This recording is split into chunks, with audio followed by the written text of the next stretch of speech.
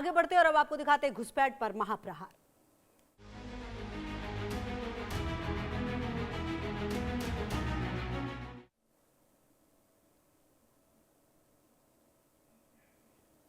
गृह मंत्री अमित शाह ने देश की आंतरिक सुरक्षा को लेकर अब सबसे बड़ा टारगेट सामने रखा है। दिल्ली में नेशनल सिक्योरिटी स्ट्रैटेजीज कॉन्फ्रेंस में देश भर के करीब 850 अधिकारियों के सामने शाह ने साफ कर दिया कि भारत को बहुत कम समय में घुसपैठ मुक्त बनाना है। शाह ने कहा कि देश कोई धर्मशाला नहीं है और सिर्फ देश के नागरिकों को यहां रहने का अधिकार है। सरकार ने पिछले 8 महीनों में सभी लैंड बॉर्डर वाले राज्यों के साथ मिलकर घुसपैठ रोकने की रणनीति पर काम किया है। अब लक्ष्य सिर्फ सीमा पर घुसपैठ रोकना नहीं बल्कि अवैध प्रवासियों की पहचान, डिटेक्शन और डिपोर्टेशन तक पूरी कार्रवाई को तेज करना है। कुल मिलाकर आपको बता दें कि अगर गृह मंत्री ने यह बात कही तो आप समझ लीजिए कि काफी समय से यह बात कही जा रही थी और क्या मतलब टारगेट है। अगर आप देखिए, गृह मंत्री अमित शाह ने देश की आंतरिक सुरक्षा को लेकर अब तक का सबसे बड़ा टारगेट रख दिया है। दिल्ली में नेशनल सिक्योरिटीज स्ट्रैटेजीज जो कॉन्फ्रेंस है, इसमें देश भर के करीब 850 अधिकारियों के सामने शाह ने साफ कर दिया कि भारत को बहुत कम समय में घुसपैठ मुक्त बनाना है। शाह ने कहा कि देश कोई धर्मशाला नहीं है और सिर्फ देश के नागरिकों को यहां रहने का अधिकार है। सरकार ने पिछले 8 महीनों में सभी लैंड बॉर्डर वाले राज्यों के साथ मिलकर घुसपैठ रोकने की रणनीति पर काम किया। अब लक्ष्य सिर्फ सीमा पर घुसपैठ रोकना नहीं बल्कि अवैध प्रवासियों की पहचान, डिटेक्शन और डिपोर्टेशन तक पूरी कार्रवाई को तेज करना। और कुल मिलाकर अगर गृह मंत्री की तरफ से बात कही गई तो निश्चित तौर पर इसके मायने बेहद है। अब देखिए, घुसपैठ पर शाह की जीरो टॉलरेंस, ऐसा हम क्यों कह रहे हैं? अमित शाह का संदेश साफ है, घुसपैठ पर अब जीरो टॉलरेंस होगी। गृह मंत्री ने सुरक्षा एजेंसियों को निर्देश दिया कि घुसपैठ के खिलाफ सख्त कार्रवाई की जाएगी और इसके लिए एक व्यापक सुरक्षा ढांचा तैयार किया जाए। सरकार की रणनीति सिर्फ बॉर्डर सिक्योरिटीज तक सीमित नहीं है बल्कि अवैध तरीके से देश में दाखिल होने वालों की पहचान से लेकर उन्हें वापस भेजने तक की पूरी व्यवस्था को मजबूत करने की है।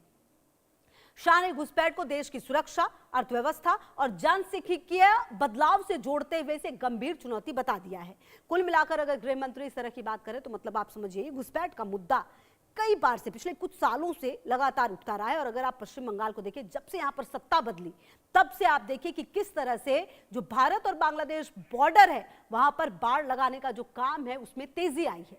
पहले आरोप ये भी थे कि टीएमसी की सरकार है तो जमीन नहीं मिल पा रही, लेकिन अब इन तमाम आरोपों को और तमाम सवालों को दरकिनार करते हुए, क्योंकि अब बीजेपी की सरकार है तो यहां पर अब जो बाड़ेबंदी का काम है वो काफी तेजी से हो रहा है। हालांकि इस दौरान भी जो भारतीय सेना है और जो बांग्लादेश की सेना है उसके बीच जो तस्वीरें सामने आती हैं वो तस्वीरें कहीं ना कहीं ये बताती हैं कि परिस्थितियां काफी ज्यादा बुरी हो, लेकिन उसके बावजूद भी यहां पर जो लोग हैं, जो बांग्लादेशी घुसपैठी हैं, अगर आप उनकी बात करें, जो रोहिंग्या हैं उनकी बात अगर आप करें तो बांग्लादेश की तरफ से भी अपने नागरिकों को लेने की कोशिश नहीं होती। भारत चाहे लाख उसे साबित करे, लेकिन बांग्लादेश की तरफ से यह बताने की कोशिश होती है कि ये हमारे नागरिक नहीं है। हालांकि अब भारत ने इस पर कड़ा रुख अपनाया है, चाहे बांग्लादेश से हो या फिर जहां से भी हो, कोई भी अवैध रूप से भारत में नहीं रह सकता। यह बात केंद्रीय मंत्री अमित शाह की तरफ से लाउड एंड क्लियर कह दिया गया। और ये देखिए, ये पहला मौका नहीं है, इससे पहले भी कई बार, हालांकि पश्चिम बंगाल और बिहार का चुनाव जब हो रहा था, आपको याद होगा कि उस दौरान ये बातें काफी ज्यादा उठी। कहा यह भी गया कि शायद चुनाव है और इसीलिए यह कहा गया है।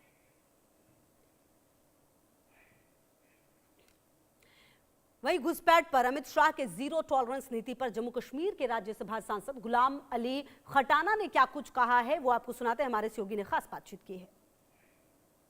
हमारे साथ मौजूद हैं राज्यसभा सांसद गुलाम अली खटाना। गुलाम जी, हिजाब को लेकर के इलाहाबाद हाईकोर्ट का जो फैसला आया है, इलाहाबाद हाईकोर्ट ने कहा है कि इस्लाम में अनिवार्य नहीं है हिजाब पहनना और कहा गया है कि स्कूल का अधिकार है।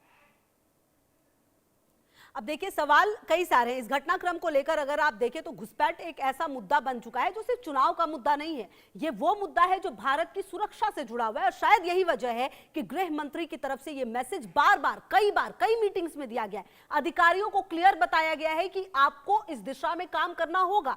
और अब भारत की सुरक्षा रणनीति में एआई भी बड़ा हथियार बनने जा रहा है। नेशनल सिक्योरिटीज स्ट्रैटेजीज कॉन्फ्रेंस में अमित शाह ने सुरक्षा एजेंसियों को निर्देश दिया कि मल्टी एजेंसी सेंटर सेंटर यानी MAC पर उपलब्ध खुफिया सूचनाओं का AI के जरिए विश्लेषण किया जाए।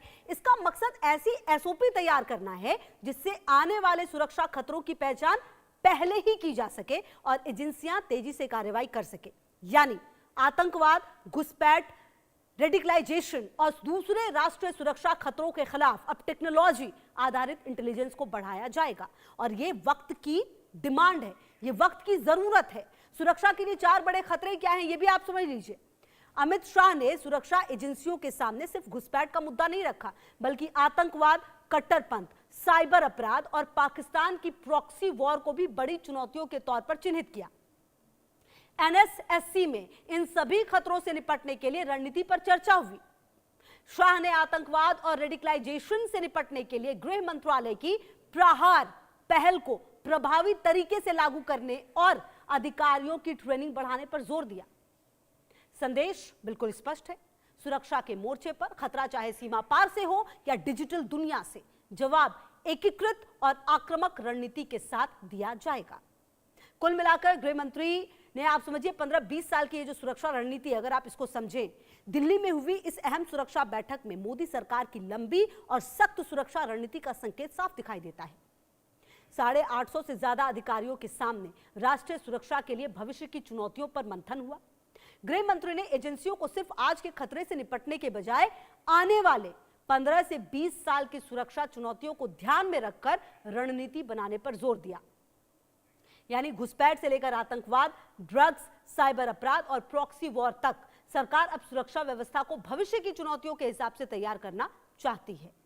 और यही वजह है कि अधिकारियों को निर्देश दिए गए, यही वजह है कि अधिकारियों को क्लियर मैसेज भी दिया गया और ये बहुत ज्यादा जरूरी भी हो जाता है ऐसे वक्त में जब हम ये देख रहे हैं कि घुसपैठ एक बड़ा कारण बना हुआ है देश की सुरक्षा के लिए।